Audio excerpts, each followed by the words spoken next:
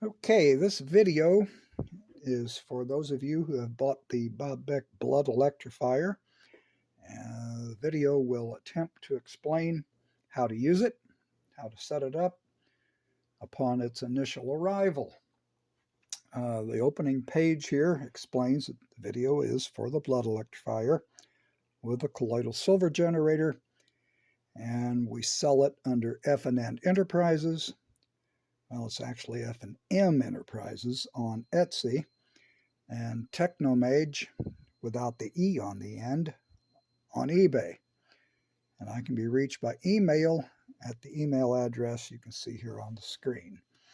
Alrighty, on with the show. So, the long-awaited moment has arrived. Your blood buddy has finally showed up in the mail. So what do you got here? Well, got an instruction sheet. Nobody's got time to read instruction sheets.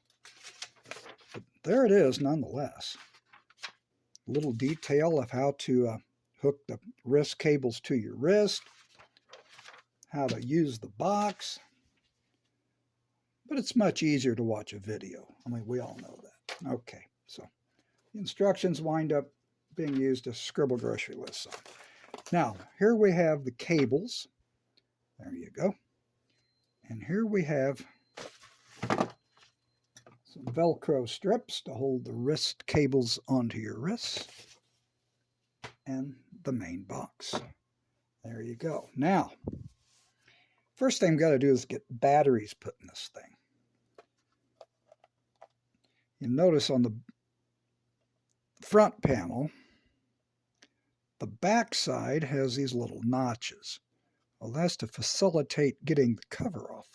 So you can use your fingernails or a flat blade screwdriver, whatever you can find. Anyway, that cover just pries off of there. That's all there is to it. Now you're into the innards. If you'll notice, this says open. I don't know if the camera will pick that up or not. Yeah, there it did. Open, and it shows little down arrows. So you push down on this and slide this cover. You don't pry it off or anything else. You just slide it back out of the way, and it reveals where the batteries go. They're standard AA batteries. The flat side, as opposed to the tip, the flat side goes against the spring. Slap one in there, slap one in there, and slap one in here. And give them a turn to cut through any possible corrosion. There you go. Now, this cover does not just simply shove down on there. You get it started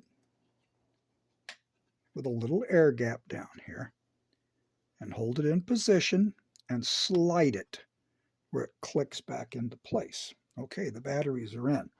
Now, here's where the confusion comes in from a lot of people that have bought this, and I've had to answer questions. You would assume with the batteries in here and you turn this thing on by rotating this knob that something ought to light up. Well, it will eventually. The yellow light will only come on when the batteries are weak and they're ready to be replaced. Or, if you notice very carefully, when you shut this thing off, this is the on-off switch. See a little momentary flash there. Well, that's a good sign that, hey, things are working. The batteries are probably pretty good. But like I said, eventually the batteries will get run down. It'll light up continuously. And at that point, it's time to replace the batteries. Now, this also serves as the amplitude setting, like a volume control, as to how strong that signal is going to be applied to your wrists. And if you crank it up too much, it's going to hurt. So you got to kind of proceed with caution. Read the Bob Beck Protocol Handbook and follow the instructions. Now, the cables. This is very important. This is the wrist cable with the cotton covers. Notice that there is a graphite pencil line that is along here. And this goes up away from your wrist. Reason being is that there's glue that holds these things together and holds them to the stainless steel rod. And if you put it some other way, there's a good chance it wouldn't make good contact because the glue's in the way. So that marks the glue's up out of the way. All right, now this plugs into the larger socket. It won't fit in the smaller one. All right, it goes in the larger one. You plug that in all the way. Nothing's happening yet. You put these together. Nothing's happening yet. Like, oh my gosh, it's defective. No, it's doing what it's supposed to. Now, cotton is an insulator. It does not conduct electricity. But yet, it's necessary because if you simply put the stainless steel rods up to your skin, it would burn your skin, it'd be an irritation, and it would be a most uncomfortable experience. So what we do is we coat these in salt water. So get you a little container, which I have prepared here. Dump some regular old table salt. There you are, make a mess. Dump some salt in here. Give it some water.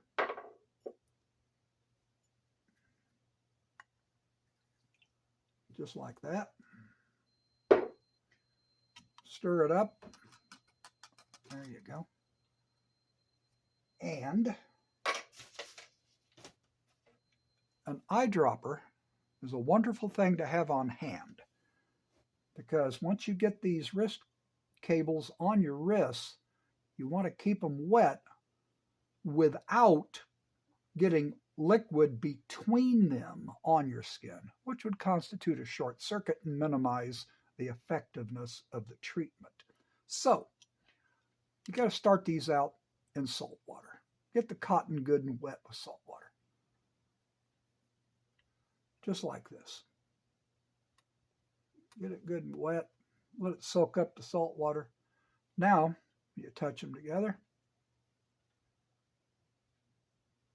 Oh, helps to turn the volume up. Okay. Well, this is embarrassing. What the? Da, da, da, da, da, da. We have to start this over, Nancy. There it goes. Okay. All right, it takes a little while for the salt water to soak down into the stainless steel. Okay, now when you put these together, there you go. You can see that it's lit up.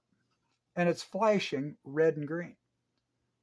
And it gets less bright as you turn the knob down. I don't know if the camera is picking that up or not at that low level, but you want to start with it down low and increase it until it becomes uncomfortable. Well, you don't need it to go any more than that, just so you can feel it. Now, as this dries out, you'll have to keep it wetted with the eyedropper. That's what the eyedropper is for.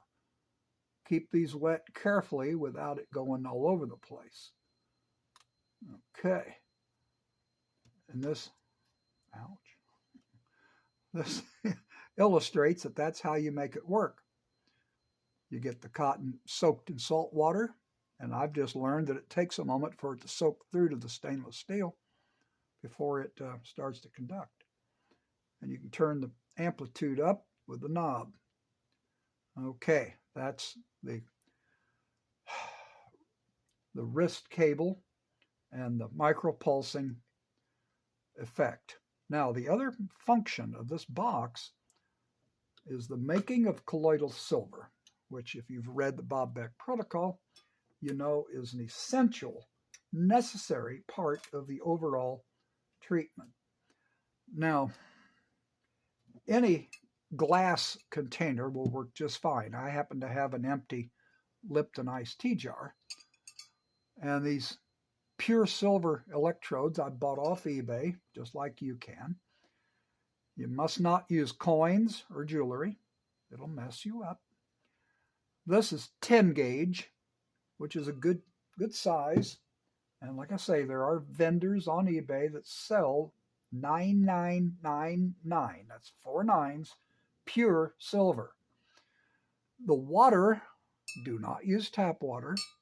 Use either grocery store purchased reverse osmosis water or distilled water. And this should be heated almost to boiling. It'll work a whole lot better. Now, this has a smaller plug, and it goes in a smaller hole. And it lights up because I've got the alligator clips touching each other. But without them touching anything, it does not light up because it's an incomplete circuit. Well, you touch these together, light lights up. Or, let's get it hooked up to the silver making process. And there you go. There's enough conductivity, even in reverse osmosis water, to make the blue LED light. Now, the other purpose is that this makes a wonderful continuity checker. As you can see, with nothing connected, the light's out. When these are touched together, light lights up. Well, it's pretty handy. What if you had a break in your wrist cable and you didn't know where it was? Because these are, to keep them flexible and make it comfortable for use, are relatively fragile. And they won't last forever. So try not to flex this any more than you have to. There is a tutorial that I furnish on how to repair this yourself. Well, this helps identify the break in the circuit. Well, if you get an alligator clip on there and one on there, that says that, okay, this is connected. See it light up? Now, if it was broken, it would not light up. Now, what about the other one? Well, here it is. Okay, let's hook him up. Ah, it must be on there on the barrel. Exactly. There you go.